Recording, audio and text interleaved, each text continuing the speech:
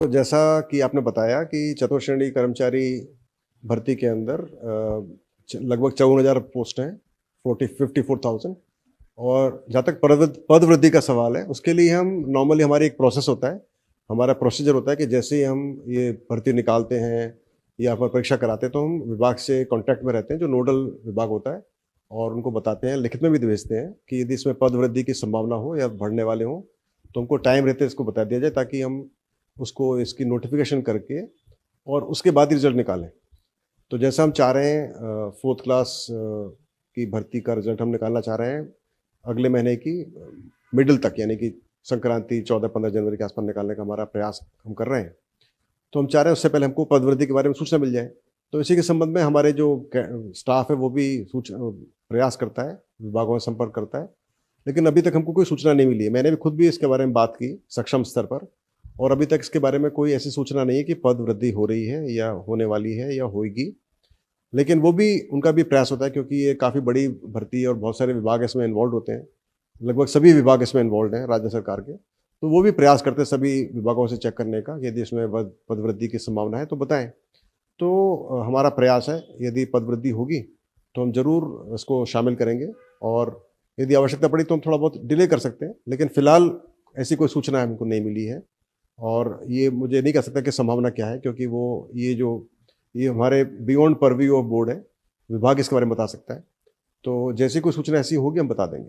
Sir, ये जो छात्र नेता हैं, युवा नेता हैं, वो लगातार कभी कहते हैं 6,000 पद पढ़ेंगे, 7,000 पद पढ़ेंगे, 1,700 पद पढ़ेंगे। अभ्यर्थी में बहुत ज्यादा कंफ्यूजन रहता है। जो कहता है वो उसकी बात मान लेते हैं। लगभग 21 लाख अभ्यर्थी हैं, बहुत सारे सवाल हैं और बहुत सारी आकांक्षाएं भी हैं। इन अभ्यर्थियों को आप क्या मैसेज देंगे कि पद वृद्धि होगी तो सबसे सटीक जानकारी कहाँ से मिले? देखिए, सबसे सटीक जानकारी तो सरकार ही दे सकती है, क्योंकि हमारे पास भी इसकी सूचना सरकार से आएगी। जब हमारे पास आ जाएगी हम जरूर बता देंगे, लेकिन जब तक हमारे पास सूचना नहीं आएगी लिखित में हम नहीं बता सकते। और अभी लिखित में और मौखिक कोई भी सूचना ऐसी नहीं आई है कि जहाँ पद वृद्धि हो रही हो। बाकी जो युवा नेता हैं या बेरोजगार नेता हैं वो प्रयास कर रहे होंगे अपने हिसाब से, और हर एक प्रयास करता है कि भाई, चूंकि ये इसमें 21 लाख लोग बैठे हैं तो पद बढ़े, और सरकार की मंशा भी पदों को देने की। लेकिन यदि वो उनके पास स्कोप होगा देने का तभी तो दे पाएंगे, नहीं तो नहीं दे पाएंगे। तो अलग अलग विभागों के आवश्यकता अनुसार ही फिर पद वृद्धि होती है। यदि आवश्यकता नहीं होगी तो नहीं बढ़ाएंगे पद। तो ये अपन ऑन बिहाफ ऑफ विभाग बात नहीं कर सकते। और जहाँ तक सटीक जानकारी का सवाल है, मुझे लगता है कि विभाग कैंडिडेट्स को अ, सुनने में कोई हर्ज नहीं है, वो सुने, लेकिन अपनी तरफ से उसको ना बढ़ाएं, ना अफवाह फैलाएं। और जब पद वृद्धि हो जाएगी हम बता देंगे, और हम उसको बिल्कुल सटीक सूचना देंगे जब भी हमको लिखित में ये सूचना मिल जाएगी। सर, देखिए, इस समय सबसे ज्यादा हमारे पास सवाल आ रहे हैं पदों के वर्गीकरण को लेके। एमबीसी आरोप लगा रहा है कि 190 पद एक्स सर्विसमैन को ज्यादा दे दिए हैं। ओबीसी वाले कह रहे हैं कि उनके 714 पदों में कटौती कर ली गई है। यही हाल 661 पदों का एससी का है। एसटी में भी लगभग 48 पद आ रहे हैं। ये पदों के वर्गीकरण को लेकर बहुत सारे सवाल हैं। युवा अब आंदोलन की भी चेतावनी दे रहे हैं कि हमारे पद हमें नहीं लौटाए तो हम आंदोलन करेंगे। देखिए, जहाँ तक पदों के वर्गीकरण का सवाल है, मैं पहले भी कई बार बता चुका हूँ कि हमारे पास विभागों से, संबंधित विभागों से हमारे पास अर्थना आती है, और इस केस में हमारे पास एक ही नोडल विभाग है, उससे अर्थना आई हुई है, और उसके आधार पर फिर हमने नोटिफिकेशन निकाला है। और वो नोटिफिकेशन जो निकालते हैं वो बिल्कुल जो अर्थना में प्रारूप दिया होता है, जो वर्गीकरण दिया होता है, उसके अनुसार हम उसका निकालते हैं नोटिफिकेशन। और वो बाकायदा विभाग उसको अप्रूव करके हमको भेजता है, और विभाग उससे पहले काफ़ी होमवर्क करता है, जांच करता है, रोस्टर्स की जांच करता है, जिलों के रोस्टर की जांच करता है, उसके बाद ही फिर ये करता है। तो एक बहुत बड़ी एक्सरसाइज सभी विभाग इसमें करते हैं और नोडल विभाग करता है, उसके बाद ही हमारे पास ये अर्थन आती है। तो ये काफ़ी कुछ एक्सरसाइज करने के बाद हमारे पास आती है। अक्सर कैंडिडेट्स को उसके बारे में जानकारी पूरी नहीं होती है, और कुछ लोग भ्रमित करने की कोशिश भी करते हैं, मगर फिर भी उनको ऐसी कोई समस्या है तो वो अपनी समस्या प्रोजेक्ट कर सकते हैं। और मैं समझता हूँ कि यदि ऐसी कोई समस्या हमारे पास लिखित में आएगी तो उसको हम विभाग को समझा देंगे, बता देंगे, उसकी वो जांच कर लेंगे।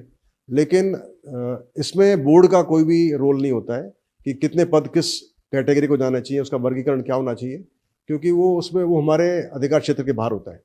तो हमारा कुछ भी उसके बारे में बोलना या उसको चेंज करना संभव नहीं है। इसको विभाग ही चेंज कर सकता है यदि करने की आवश्यकता हो तो।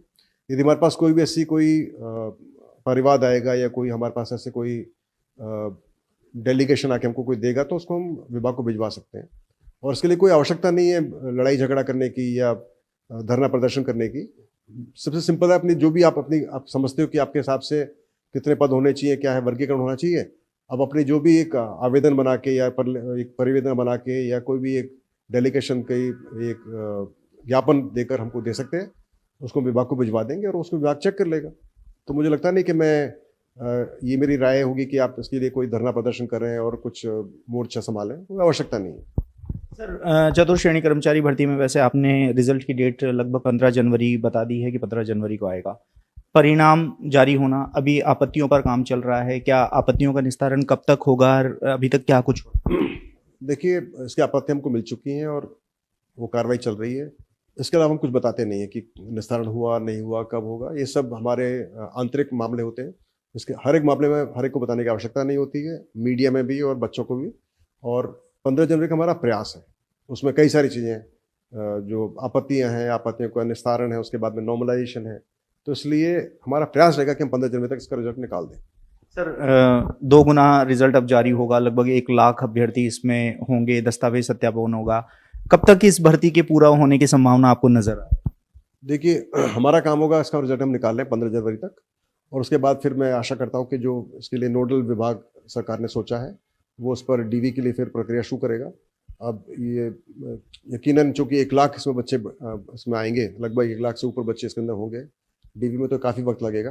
पर मैं समझ रहा हूँ कि इससे पहले भी कर्मचारी चयन बोर्ड ने जब एक L1 L2 की जब डीवी कराई थी, उसमें भी लगभग 1 लाख बच्चे ही थे।